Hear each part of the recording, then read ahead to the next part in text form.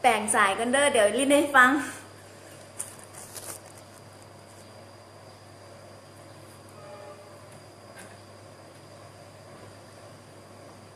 วางเนี่ยมาดูอีลิเซงเนี่ยไม่มีงานไม่มีการทำเลย เจ้าค่ะ How much money break How much break price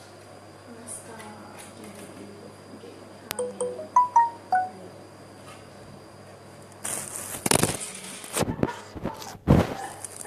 ลงสละ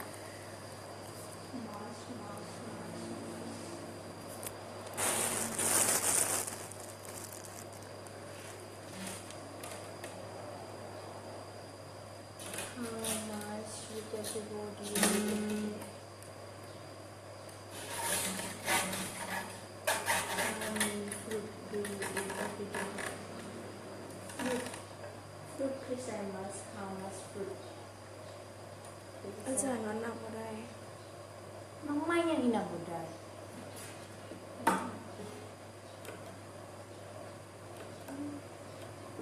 มาหาจะนั่งได้คือกัน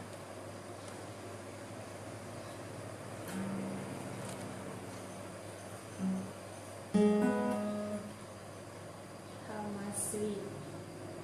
do you this cute do you eat every day this cute ก็นับได้คือกันมันเป็นอะไรเป็นเพลงคือสมัย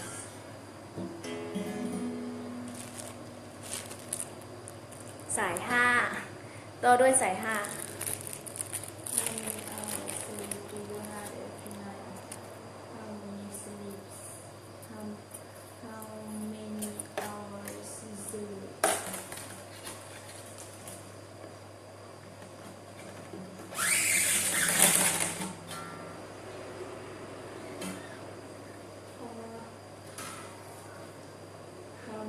'How much time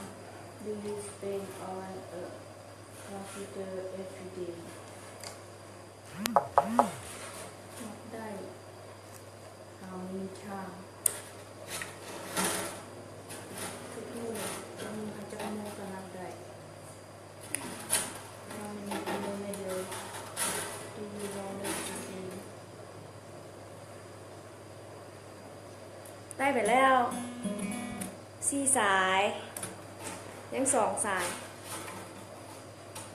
แล้วมันเห็นก้อนหน้านี้น่ะ ฮะ เห็นก้อนหน้าน่ะ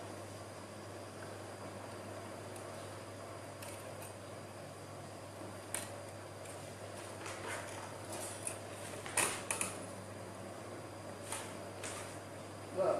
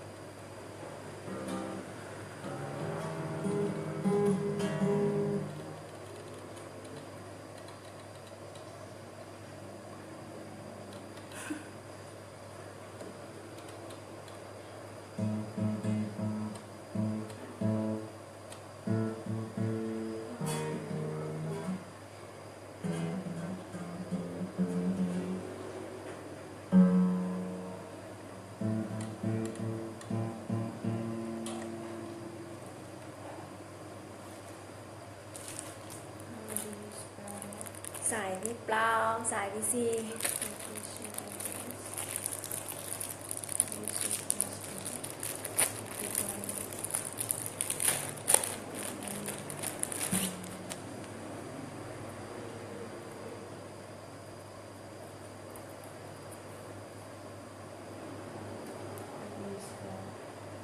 เป็นกะเนี่ยเป็นละเด้เป็นละเด้ใส่ไปแล้วซีสายเป็น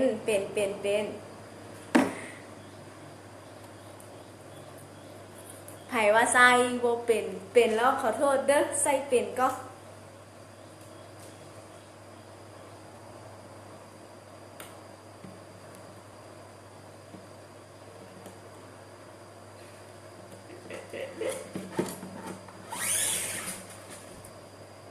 มากเลยมาดูมันทำอะไรเนี่ย งึดให้ยังเป็นได้เป็นว่า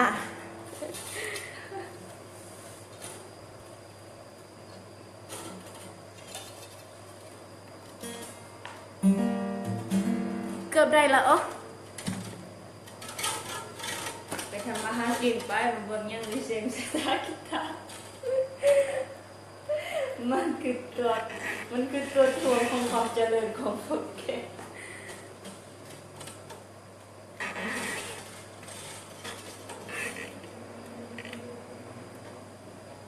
เมื่อกี้เป็นเฮ็ดแฮนด์พวกแล้วก็สายแล้วขาดเลย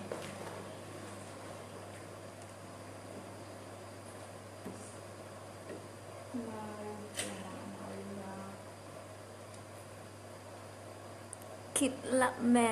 กูท่าฟังเดี๋ยวเฮ็ดได้แล้วอีดีได้ฟังเป็นพิเศษ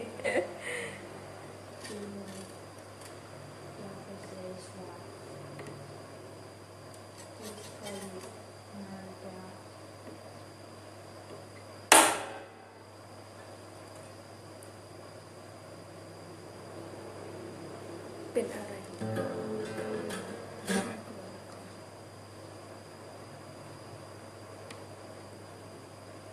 เป็นคนจิตเชื่อแม่นมาก เขีย เสีย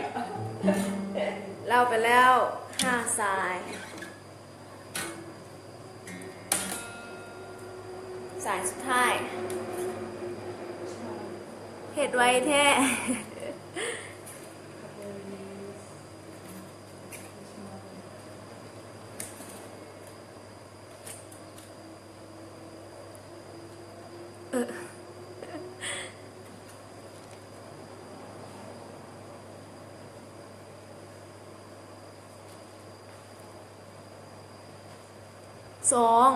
มีสองคน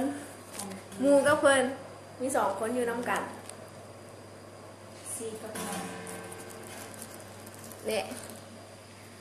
มีผู้สาวข้างๆเลยเด้อผู้สาวกำลังเรียนภาษาอังกฤษอยู่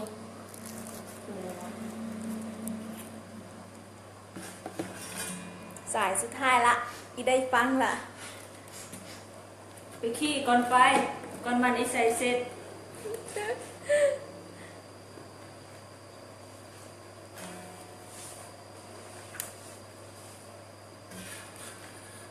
รอยังซื้อยังเด็กเช้ากำลังรับชม สายสุดท้ายแล้ว ซื้อที่หัก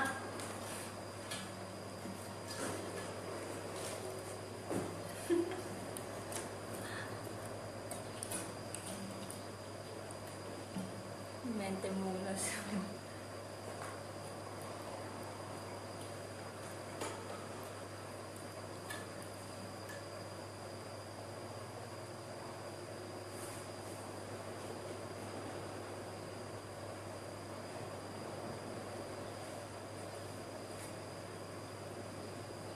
Form complete the application form with information in the box เอายังมีก็มาเฮียนสมาเขาก็เปิดเสียงละเด้ยังมีโมเมนต์แบบว่าชีวิตห้องพักคือมึงเด้หมู ก็ง่ายออกมาสิบ่ มันบ่ได้เสียงเรียบร้อย5 สาย แต่มันบ่ได้ดังเถื่อเดี๋ยวไปโหลดแอปอันนั้นมาแปลงก่อน มันยังงานอยู่เด้ เรียบร้อยแล้ว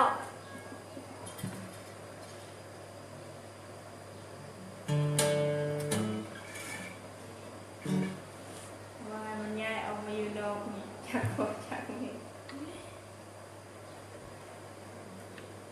He is from Spain. He has got 3 shoes. เรียบร้อย ห้องเต็มไปขี้อ่ะ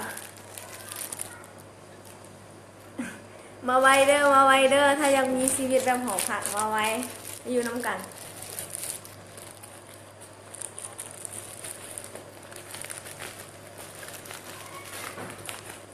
กิจกรรมเรียบร้อย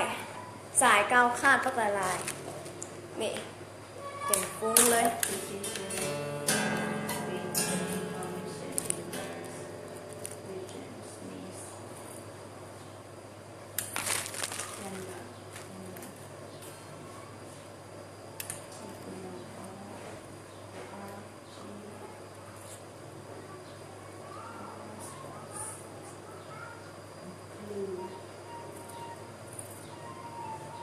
เก็บเมียนสายเกาไว้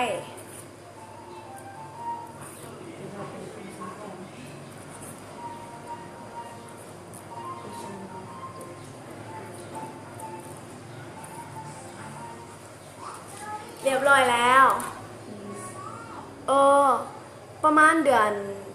พอดีวันที่3หาวันที่7แม่นั่นพอดีสิ่งแล้ว แล้วก็ประมาณกลางเดือน7นี่แหละ ได้กลับ เรียบร้อยแล้วกีตาร์วันนี้มาความสายกีตาร์ทีม no perfect วันยันว่าคาดไปแล้วนะโดนเตอร์ไปกันเด้อบ๊ายบาย